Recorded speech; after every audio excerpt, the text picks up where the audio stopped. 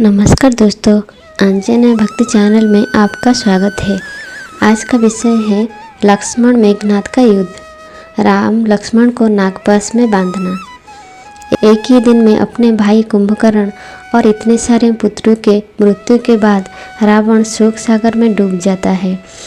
रावण हैरान होता है कि अतिकाय जैसा महाबली योद्धा के साथ साथ उसके इतने सारे पुत्रों का वध कोई कैसे कर सकता है। जिस लंकापति रावण के नाम से देवता, असुर, नाग, किन्नर, मानव सभी कांपते थे, आज वही 2 मानव और कुछ वानर उनके नगर में जाकर उन पर ही भारी पड़ रहे हैं, जिन्होंने लंका के अधिकतर सेनानियों को परास्त कर दिया है। लेकिन तब रावण के नाना माल्यवान और उसका पुत्र इंद्रजित उसे धीरज देते हुए कहते हैं और प्रतिशोध की अग्नि में जलता हुआ मेघनाद रावण को कहता है कि मुझे युद्ध में जाने की आज्ञा दीजिए पिताजी। मेरी भुजाएं अपने भाइयों और काका कुंभकर्ण के वध का प्रतिशोध लेने के लिए भड़क रही है। मैं अपने सबसे घातक अस्त्रों को लेकर युद्ध भूमि में जाऊंगा और इस युद्ध को आज ही समाप्त कर दूंगा। जिस लक्ष्मण ने मेरे भाइयों का वध किया उसको आज मौत की गोद में सुलाकर ही आऊँगा। इंद्रजित रावण को अति प्रिय था, इसलिए रावण स्वयं युद्ध में जाने की बात कहता है। लेकिन उसके नाना माल्यवान जी रावण को परामर्श देते हैं कि जब तक सेना में एक ही योद्धा जीवित हो तब तक स्वयं राजा का युद्ध में जाना उचित नहीं होगा। इंद्रजित एक परम शक्तिशाली योद्धा है, उसे युद्ध में जाने की आज्ञा दीजिए, वह निश्चित ही आपको निराश नहीं करेगा।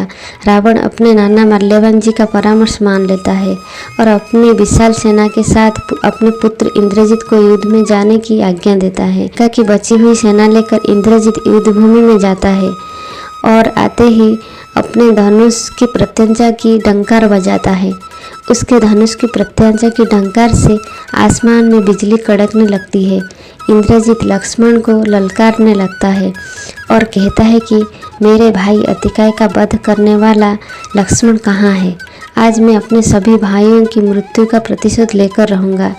लेकिन तभी सुग्रीव इंद्रजित को रोक लेता है और उससे युद्ध करने को कहता है। लेकिन इंद्रजित सुग्रीव को अति सरलता से दूर फेंक देता है। कहाँ है लक्ष्मण? क्या वह मेरे सामने आने से डरता है? यदि मृत्यु से इतना ही डर लगता है तो दोनों भाई मुंह में तिनका दबाकर मेरे सामने आत्मसमर्पण कर दो। इंद्रजित की यह ललकार सुनकर लक्ष्मण भी आवेश में आकर श्री राम से युद्ध में जाने की आज्ञा मांगते हैं। तब विभीषण जी लक्ष्मण जी को सावधान करते हुए सतर्क रहने के लिए कहते हैं कि भैया लक्ष्मण, इंद्रजित एक मायावी तथा विकट योद्धा है। वह हर प्रकार की असुर विद्या में कुशल है। उससे युद्ध करने के लिए आपको अपनी पूरी शक्ति से युद्ध करना होगा। इंद्रजित युद्ध जीतने के लिए हर तरीके का प्रयोग करता है, चाहे उसे छल भी करना पड़े। विभीषण का परामर्श सुनकर लक्ष्मण जी रणभूमि में इंद्रजित के सामने आ जाते हैं। तब दोनों योद्धाओं में घमासान युद्ध छिड़ जाता है। लक्ष्मण जी अपने घातक बाणों द्वारा इंद्रजित पर प्रहार करते हैं, लेकिन इंद्रजित भी धनुर्विद्या में और अस्त्रों के ज्ञान में पूर्णतया कुशल था, इसलिए वह लक्ष्मण के सभी बाणों को काट देता है।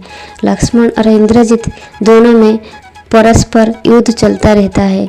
बहुत समय तक जब इंद्रजित लक्ष्मण से जीत नहीं पा रहा था, तब वह अपनी मायावी विद्या का प्रयोग करके युद्ध करने लगता है और अपने रथ से अदृश्य होकर आसमान में विचरने लगता है। उसे युद्ध करते समय लक्ष्मण जी विचलित हो जाते हैं और वह समझते हैं कि मेघनाद युद्ध से गायब होकर कहीं भाग गया है। तब लक्ष्मण जी श्री राम के पास वापस चले जाते हैं, लेकिन तभी मेघनाद जोर जोर से हंसने लगता है। उसकी हंसी आसमान में गूंज रही थी, लेकिन मेघनाद तब भी दिखाई नहीं दे रहा था। इंद्रजित द्वारा अदृश्य होकर युद्ध करने के कारण श्री राम लक्ष्मण की सहायता के लिए युद्ध भूमि में चले जाते हैं। तभी अचानक अदृश्य रहते हुए इंद्रजित अपने धनुष से नागपाश अस्त्र का संधान करके श्री राम और लक्ष्मण पर छोड़ देता है। नागपाश के प्रहार से श्री राम और लक्ष्मण दोनों नागपाश से उत्पन्न जहरीले नागों में बंध जाते हैं और मूर्छित हो जाते हैं। इंद्रजित जानता था कि नागपाश अस्त्र द्वारा किसी का भी अंत किया जा सकता है और नागपाश से मुक्त होना असंभव है। इसीलिए श्री राम लक्ष्मण को नागपाश में बांधकर इंद्रजित सोचता है कि अब वह युद्ध जीत चुका है। इसीलिए वह अपनी सेना को युद्ध से वापस जाकर जीत का उत्सव मनाने का आदेश देता है और उस दिन का युद्ध वहीं समाप्त हो जाता है। इंद्रजित द्वारा श्री राम लक्ष्मण को नागपाश में बांधने की खबर सुनकर रावण हर्षोल्लास से भर जाता है और अपने पुत्र इंद्रजित का अभिनंदन करता है। रावण को भी लगता है कि आज वह युद्ध को जीत चुका है। अब कुछ ही समय में नागपाश में श्री राम और लक्ष्मण अपना दम तोड़ देंगे और ये युद्ध यहीं पर समाप्त हो जाएगा। तो ये था आज का विषय, राम लक्ष्मण को नागपाश में बांधना। इसके अगले भाग सुनने के लिए हमारे चैनल को सब्सक्राइब करें। धन्यवाद।